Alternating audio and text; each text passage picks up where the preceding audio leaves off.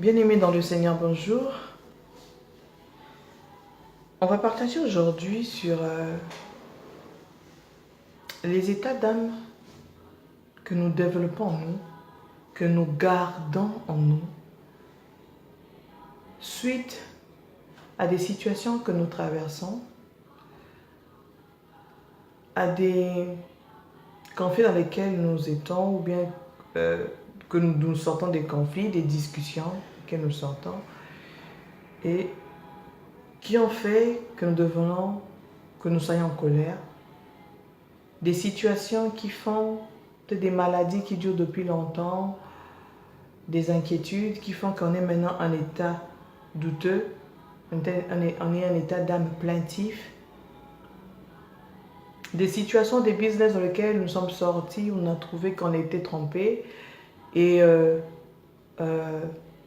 on devient jaloux, on a un esprit de jalousie maintenant en nous, des relations dans lesquelles on a été, on s'est rendu compte qu'on nous a malmenés et on est maintenant déçu, on est en état d'âme de déception, de frustré.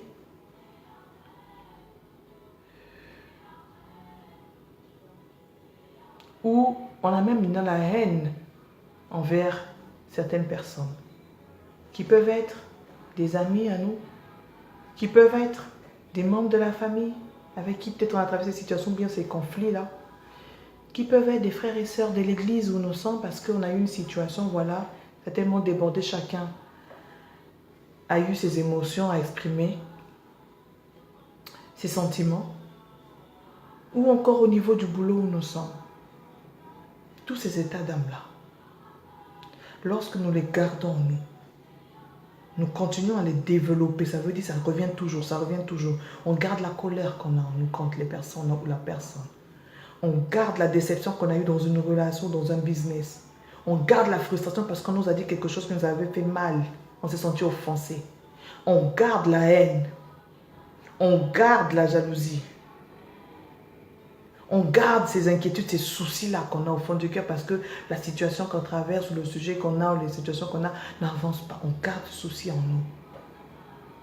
Le fait de continuer à entretenir ces états d'âme en nous, là, ces sentiments en nous, là, nous ne nous rendons pas service. Pourquoi? Parce que Satan et ses adeptes, parce que les mauvais esprits aiment ce genre de sentiments-là qui montent en nous, ce genre de sentiments de colère, de jalousie, de haine, ce genre de sentiments-là, de plainte, de soucis, d'inquiétude. Ils se nourrissent de ça et ils profitent de ça en nous pour nous pousser à faire des actes plus graves, pour nous pousser à pécher. Nous donnons l'accès au diable. Ce sont des portes d'ouverture. Ce qui est un état d'âme nous pousse à pécher. À ce que ça devienne un péché. Voilà pourquoi Paul, dans Ephésiens chapitre 4, du 26e au 31e verset, dans le 26 à 31, dit « Mettez-vous en colère, virgule, mais ne péchez pas. » Voilà ce que dit Paul. C'est-à-dire que Paul reconnaît que c'est humain de se mettre en colère dans une situation, dans une dispute, dans un conflit. C'est normal, c'est humain. Quelque chose ne te plaît pas, tu t'énerves. C'est humain. Mais ce que Paul précise, c'est que quand tu te mets en colère, ne pêche pas. Premier point. Deuxième point, ne permets pas que le soleil se couche sur ta colère. Ça veut dire que pendant qu'il fait nuit, la nuit est en train de tomber, toi tu es toujours en colère, tu gardes toujours ta colère en toi. Non, Paul dit que ce n'est pas bon. Pourquoi? Le verset qui vient, je crois que c'est le verset 27 ou 28, il dit que ne donnez pas accès au diable. C'est une manière de donner accès au diable. Et lorsque tu donnes accès au diable, parce que tu continues à garder ta colère, mais les esprits mauvais aiment la colère, ils se nourrissent de ça, et ils viennent agir en toi, ils te poussent maintenant à pécher. Ils te poussent maintenant à faire des mauvaises actions contre ceux pour qui tu es en colère. Ils te poussent maintenant à te éloigner de tes frères ou des amis contre qui tu es en colère. Est-ce qu'on se comprend? Il y a d'autres éléments que nous voyons dans la Bible où Dieu nous montre que ce n'est pas bien. Il peut arriver, je peux avoir un sentiment de jalousie. Naturellement, d'abord, ça arrive. C'est comme on disait, comme on parle un peu pour le cas de David. David, on dit qu'avec la Bathsheba, ok, c'est pas le premier regard qui l'a fait tomber pour qu'il aille faire l'adultère avec Bathsheba, non. C'est le deuxième regard qui lui a fait tomber. Est-ce qu'on se comprend? Donc le premier regard, tu regardes la femme, tu dis, il a regardé la femme, ok. Mais c'est le deuxième regard, là maintenant, c'était un regard trop profond, le charnel s'est exprimé, les œuvres de la chair, ouf. Il a voulu maintenant coucher cette femme, puis il a fait tuer son mari, il a mis son mari offrant pour avoir la femme. Donc, quand le sentiment de colère ou de jalousie monte en nous, d'abord c'est un sentiment de la chair, ok, c'est humain. Mais ce qui n'est pas bon, c'est quand on le développe, on le nourrit, on le garde en nous, on commence à le... voilà, comment te dire, la jalousie là, ça monte, on ne l'arrête pas vite. Et ça nous emmène à faire des actes après qu'on regrette. Pourquoi? Mais parce que les mauvais esprits viennent profiter de cette situation, de ces sentiments en nous, pour agir, nous faire agir maintenant à pécher, nous emmener à l'extrême. Chers frères et sœurs, ok? Parce que, voilà pourquoi Paul dit encore dans Romains chapitre 13, 12 et 13, dans versets 12 et 13, il dit, la nuit est avancée, le jour approche, déployons-nous donc des œuvres des ténèbres et revêtons les armes de lumière. Marchons honnêtement comme en plein jour, loin des excès et de l'ivrognerie, de la luxure et de l'impudicité, des querelles et des jalousies. Mais revêtez-vous du Seigneur Jésus-Christ et n'ayez pas soin de la chair pour en satisfaire les convoitises. Nous savons même, Paul en parle dans Galates 5, à partir du verset 19, que ne cédez pas aux œuvres de la chair. Il en cite qui sont l'amertume, les convoitises et tout ça, parce que tout ça ne rentrera pas le royaume des cieux. Pourquoi? Parce que lorsque nous restons dans les œuvres de la chair, lorsque nous laissons que nos autres dames, que nous avons de soucis, d'inquiétude, de plaintes, de jalousie, de frustrés, de déçus, lorsqu'on garde ça en nous, on continue à développer ça, mais les esprits mauvais profitent. Et après on va se dire, mais qu'est-ce qui m'a poussé à faire ça? Qu'est-ce qui m'a poussé à agir contre mon frère, à dire des paroles comme ça, à faire des paroles qui blessent l'autre? Lisez Ephésiens 4. Comme je dis à partir du verset 26, vous allez comprendre tout ça. On n'a pas le temps de tout lire parce qu'après, le temps passe. Ils vont dire la 7e minute. Ouh là là. C'est pas évident. Voilà pourquoi des fois j'ai vraiment envie d'approfondir. Mais le temps, les amis, le temps fait que j'aille vite. Prenons le cas. On va se dire, mais pourquoi souvent, je me suis même posé cette question, pourquoi souvent le Seigneur dit, il ne faut pas attendre que le soleil se couche sur ta colère. Pourquoi? On va lire Job, chapitre 33. Ok?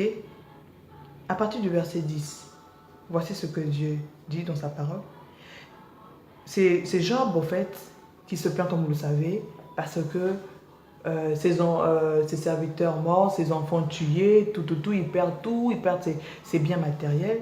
Il se plaint, il dit, Seigneur, pourquoi je ai subi tout ça là? Il tombe malade, il dit, pourquoi tout cela et tout? Et il se morfond sur son sort. Donc, l'état d'âme de colère s'empare de lui. L'état d'âme de déception s'empare de Job. L'état d'âme de frustré s'empare de Job. Ok? Et au Job chapitre 33, qu'est-ce qui se passe? Job dit, et Dieu trouve contre moi des motifs de haine. Donc la haine monte en lui. Il me traite comme son ennemi. Il met mes pieds dans le sceptre, il surveille tous mes mouvements. Voilà, maintenant, c'est comme une conversation qui se passe entre Job et l'ange de Dieu, dans Élihu, comme on parle dans certains commentateurs le disent. Il dit, je te reprendrai quand cela, tu n'as pas raison. Donc il dit à Job, arrête de te plaindre comme ça, de dire que voilà, seulement Dieu a trouvé en toi de la haine. Non, il dit à Job, tais-toi, arrête. Il va me dire que je te répondrai, verset 12, il dit dans Job 33, verset 12, il dit, je te répondrai quand cela, tu n'as pas raison. Car Dieu est plus grand que l'homme. Veux-tu donc disputer avec lui parce qu'il ne rend aucun compte de ses actes? Il y a beaucoup de gens parce que tu travailles une situation depuis longtemps, peut-être tu es pas là, tu fais ceci, oui tu cherches le boulot, ça n'avance pas, ça ne va pas, tout. Donc tu n'arrives pas à percer, à avancer dans ta situation, tu ne vois pas le bout du tunnel. Et tu commences à dire, Seigneur, depuis que je prie, ça n'avance pas. Tu commences à te morfondre, tu commences à être déçu, tu commences à être dans les inquiétudes, tu commences à être dans les tourments. Hein? Et tu passerais là, c'est là que le verset 12 dit, c'est important pour toi qui m'écoute, qui est dans cette situation-là. Et Dieu est en train de te répondre pour te dire que, veux-tu donc te disputer avec Dieu? Hein? Parce qu'il ne te rend pas compte de ses actes. Donc depuis que j'en te prie, tu as l'impression que tu ne vois pas le retour de Dieu. Donc voilà pourquoi tu veux te tourmenter, tu parles comme ça, tu te mets dans cet état. Au verset 14, il dit, Dieu parle, cependant tantôt d'une manière, tantôt d'une autre. Et l'homme n'y prend point garde. Ça veut dire, que Dieu te parle. Quand des fois tu te mets en colère ou bien dans tes soucis, dans tes plaintes là, dans ta jalousie, Dieu te parle. Mais tu ne fais pas attention parce que Dieu parle tantôt d'une manière, tantôt d'une autre. Mais tellement que tu t'attends à une manière à toi de t'entendre, d'entendre Dieu. Parce que non, moi c'est pour que Dieu me parle, il faut que je voie tes signes. Pour que Dieu me parle, il faut que je sente peut-être, je ne sais pas comment. Non. Et au verset 15, il dit, il parle par des songes. Donc Dieu parle par des songes, par des visions nocturnes.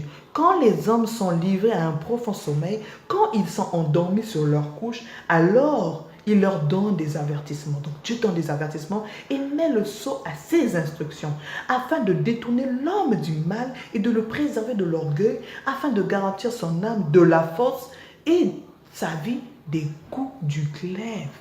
Donc, dans Job chapitre 33, des versets qu'on a eu de 10 jusqu'à, là on a eu jusqu'à 17, Dieu montre à Job que c'est dans le sommeil que Dieu vient t'avertir. Que dans le sommeil, dans un moyen pour lequel Dieu vient parler, c'est dans le sommeil. Mais si tu dors avec ta colère, comme on a dit, Ephésiens 4, 26 à 31, quand Paul dit, ne sais pas que la colère, le soleil se couche sur votre colère. Mais si tu dors avec ta colère, hein, parce que tu t'es énervé, tu regardes la colère, je regarde la colère comme personne, je suis aigri comme cette personne, haineux comme cette personne. Tu dors avec. Comment ton esprit sera sensible lorsque Dieu viendra te parler dans le rêve pour te répondre par rapport à cette situation qui t'a énervé, qui te met en colère, par rapport à la déception que tu as, par rapport à la frustration que tu traverses. Si tu dors avec ta frustration, comment Dieu va venir te parler? Si tu dors avec ta déception, donc tu as le cœur même serré, tu restes avec le cœur serré, comment? Dieu peut aussi utiliser des personnes qui sont autour de toi, des amis, des collègues, tout pour venir te parler. Mais quand tu veux te parler, tu restes toujours dans ton état d'âme de colère. Comment tu veux que si Dieu veut utiliser un frère, un soeur qui est à tes côtés, un collègue, un parent, pour venir te parler, te conseiller, toi tu gardes encore ta colère en toi, tu gardes encore ta déception en toi, tu restes encore dans ton état d'âme de plaintif, d'inquiétude, de souci, tu restes encore dans ton cadre de jaloux, de haine. Mais tout ce que même les frères et sœurs, les amis autour de toi viennent te dire, tes parents viennent te dire, tes collègues, vont pas agir parce que tu gardes cet état d'âme. Alors qu'est-ce que tu dois faire? Il faut que tu sortes d'abord de ces états d'âme. Ok? Il faut que tu sortes. Excusez-moi, je viens de recevoir un appel, mais je continue. Je ne vais pas arrêter ça. Je voudrais faire finir d'abord. Donc, il faut que tu sortes de ces états d'âme pour que Dieu vienne et te parle. Dieu vienne et te rende justice. Dieu vienne et mettre la paix en toi et te montre la bonne démarche à suivre dans la résolution de ton problème qui t'a emmené ces états d'âme, dans la résolution de ta situation qui t'a emmené ces états d'âme. Mais quand tu continues à les garder en toi, ces états d'âme, la colère, la jalousie, la frustration, déçu, haineux, mais les esprits viennent, ils vont utiliser ça, profiter de ta situation, ils vont se nourrir de ça, ils vont se nourrir de ça pour agir. Je vais vous donner un témoignage. Un jour, il y a un pasteur qui fait ce témoignage-là. Il y a une dame qui est venue dans cette église pour prier, mais cette dame avait des esprits mauvais en elle. Elle avait des mauvais esprits en elle. Et qu'est-ce qu'elle faisait? Quand le protocole voulait la faire asseoir, elle s'arrangeait toujours qu'elle s'asseye à côté de quelqu'un qui sentait en lui un état d'âme, de colère, de haine, de jaloux. Donc cette personne-là vraiment avait ça en lui. Donc elle, quand elle vient s'asseoir à côté de ce frère ou cette soeur qui a ces états d'âme comme ça, de colère, de frustré, de déçu, de jaloux, de haine, elle s'assoit à côté de toi et elle se nourrit de ça. Donc pendant que le pasteur prêche d'abord, ouais, c'est plus son affaire. Donc ces esprits mauvais là se nourrissent de ton truc là. Elle se nourrissent de ton truc et maintenant après, elle agit maintenant en toi. Donc ces esprits mauvais dans toi pour te pousser maintenant à faire des choses pires, à pécher encore plus dans ce que, tu as dans ta tête, dans les pensées que tu as, beaucoup de pensées négatives. Tu veux faire des actions même négatives contre ces personnes qui t'entourent. Ou te retirer. Parce que la parole de Dieu dit quoi?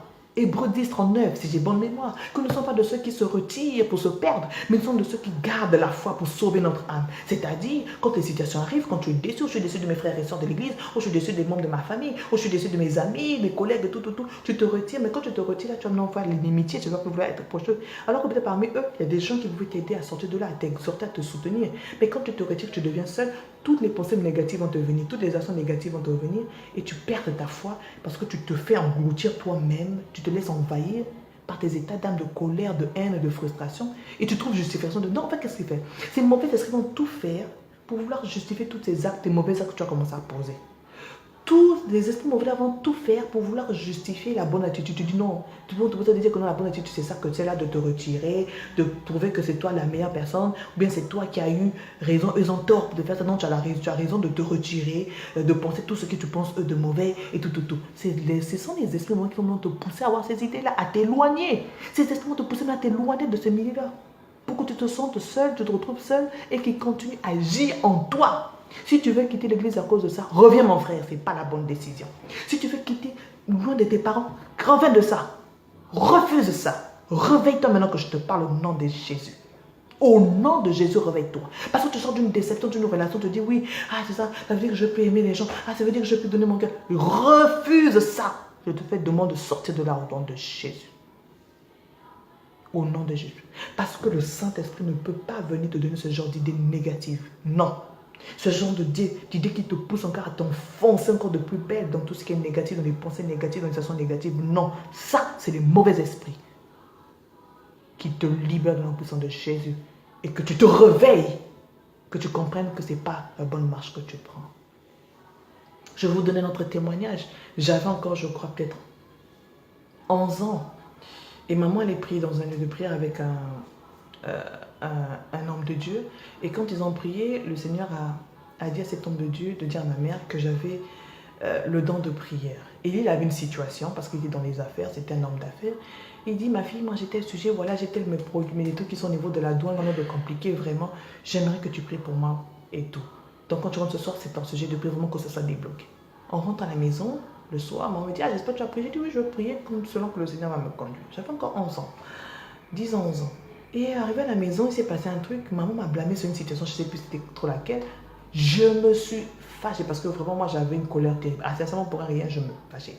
Et moi je vous dis depuis mon enfance, maman pouvait me blâmer, je pouvais garder la colère pendant 2 jours, 3 jours. 3 jours. 2 jours, 3 jours, je suis fâchée contre maman, je la boude de partout. Même papa était au courant que j'étais fâchée. Donc personne ne cherchait, même quand je dis, ouh là là, j'étais dans mon coin. Et ce soir on arrive, je ne sais pas qu'est-ce qui s'est passé avec maman, pouf, ouh, je me suis fâchée. Et maman qui dit, là tu t'es fâché, alors que j'ai reçu un sujet de prière, l'homme de Dieu t'a demandé de prier pour lui, non? Qu'est-ce que tu vas faire? C'est dans la colère, tu vas prier. Je vais m'endormir. Je me suis endormie avec la colère, j'ai même mordu ma lèvre comme ça. Quand je me suis réveillée un moment vers le milieu de la nuit, ma lèvre était grosse. Donc tu sens que je me suis endormie avec la colère. Quand je me réveille au milieu de la nuit, j'ai dit, Seigneur, pardonne-moi. C'est pas bien la colère. J'ai demandé pardon à Dieu. J'ai dit, Seigneur, je demande pardon et je prie maintenant pour la situation de cet homme de Dieu. J'ai prié, je me suis endormie. Et le lendemain, dans la journée, cet homme de Dieu appelle mon pour dire, wow, mais vraiment, m'a déjà appelé ici, là, à la prière de ta fille, vraiment agi. Parce que même moi, la nuit, voilà, j'ai vu un ange qui est venu me parler, pour me dire ça, voilà ce que tu vas faire, voilà comment ça se débloqué. Et aujourd'hui, la journée, je te dis, ma situation s'est débloquée, mes affaires ont été libérées et tout. Et maman m'en parle, la journée, me dit, voilà, l'homme de Dieu, ce qu'il a dit. Oui, je crois que c'est le lendemain que l'homme de Dieu a appelé maman, bien je crois 2 ou 3 jours après. Mais vraiment, ça n'avait même pas fait une semaine. Maximum 3 jours, 4 jours, l'homme de Dieu a appelé maman. Et ça, maman me dit, voilà, et tout, dans ta prière a marché, voilà. J'ai dit, maman, c'est Dieu. Et après, c'est là que j'ai compris une chose. À cet âge, j'ai compris, ouais. C'est sûr que si je n'avais pas demandé pardon à Dieu, si je n'avais pas mis ma colère de côté, je ne suis pas sûre que ma prière s'était faite. Que Dieu aurait béni cette prière que j'avais faite. Juste pour nous dire, yaya, les yaya, papa, maman, ma soeur, mon frère, petite soeur, grande soeur, grand frère, petit frère. Quelle que soit la situation que tu traverses, s'il te plaît, je sais que ce n'est pas facile, mais ne continue pas à cultiver cet état d'âme que tu as en toi. Non, ne continue pas à nourrir, à développer ça, cette colère-là, cette jalousie, cette haine-là, ces doutes-là, ces inquiétudes-là, ces soucis-là que tu as par rapport à la situation que tu traverses, bien que tu as traversée, cette déception, ces frustrations-là par rapport à certaines personnes. Non, s'il te plaît, ne continue pas, fais cet effort, ce n'est pas facile. Tu sais ce que tu dois faire. S'il y a un chant qui te met bien, va écouter ce chant, chante. Et ça peut être l'adoration, oublie un peu. S'il y a des chants, tu sens que si tu parles encore avec eux, ça va plus de trucs, évite-les, d'accord, dans le sens de te protéger toi-même et de protéger ces autres pour que tu ne dises pas des paroles qui vont les blesser. Ok? Fais ça. Mais au moins, accepte d'entendre certaines personnes qui veulent t'encourager à changer ou à faire taire ces états d'âme. Ne les fuis pas. Je sais qu'au début, ça te fait mal parce que tu voudrais plutôt qu'on te justifie, qu'on te comprenne, qu'on aille dans ton sens. Oui, mais c'est pas facile. Il faut aussi qu'on te mette dans un sens pour que tu comprennes. Accepte ça. C'est pour ton bien. Ok? Oh là là, on est déjà à la 19e minute là. On va arrêter. Ce que je voulais juste dire pour finir, S'il y a des gens qui connaissent des gens qui traversent des situations actuelles, qui vous ont expliqué des situations dont vous comprenez que ce sont des situations actuelles, ils sont ces gens d'état d'âme, s'il vous plaît, allez vers eux. Vous avez besoin d'abord de prier pour eux. Priez pour eux pour que Dieu les aide. Parce que n'oubliez pas que cet état d'âme, il y a aussi le côté aussi comportement. Il y a des attitudes qui sont compliquées. Il y a des gens qui ont des comportements difficiles, on le connaît. Mais n'oubliez pas dans ces comportements difficiles qui sont déjà humains, les esprits mauvais profitent. On ne va pas toujours dire que non, on aime toujours trop donner l'accès au diable, donner le pouvoir au diable. Je reconnais ça aussi, oui. Mais voyons aussi des situations cas par cas. Peut-être que le cas de frère, de soeur que tu connais, et peut-être dans ces situations où c'est déjà dans les esprits mauvais qui sont de pousser à le faire ainsi. Ok, alors prie d'abord. Si tu sens que c'est encore seulement humain, ok, gloire à Dieu. Mais non, si tu sens que vraiment quand tu as prié, que Dieu te convainc, ça devient aussi spirituel, alors tu as besoin de prier pour cette personne. Tu as besoin d'exhorter cette personne. Tu as besoin de le ramener cette personne à la bonne voie, à la bonne attitude. Ok. Que Dieu t'utilise, toi qui connais ces personnes ou cette personne qui a besoin de ça, qui a besoin de prier pour cette personne. Et que toi aussi qui es dans cette, toi-même qui est concerné par ça, toi-même qui m'écoutes, qui est concerné par ça, que Dieu t'aide à prendre cette décision, à faire évacuer tout ce que tu as en toi comme état d'âme, de colère, de jalousie, de plainte, de frustré, de déçu, d'accord, de orgueil, de doute, de souci. Que tu fasses évacuer et que tu laisses le Saint-Esprit, Dieu t'aider à voir les choses autrement et à les faire autrement. Ok? Gloire à Dieu, que Dieu vous bénisse. Que cette semaine soit une semaine bénie pour chacun de nous. Cette semaine de la bonne humeur avec le Saint-Esprit. Que là où on devait se fâcher, qu'on ait la joie. Là où on devait avoir la haine, qu'on ait l'amour. Alléluia. Je vous aime tous. Alléluia. Soyez bénis.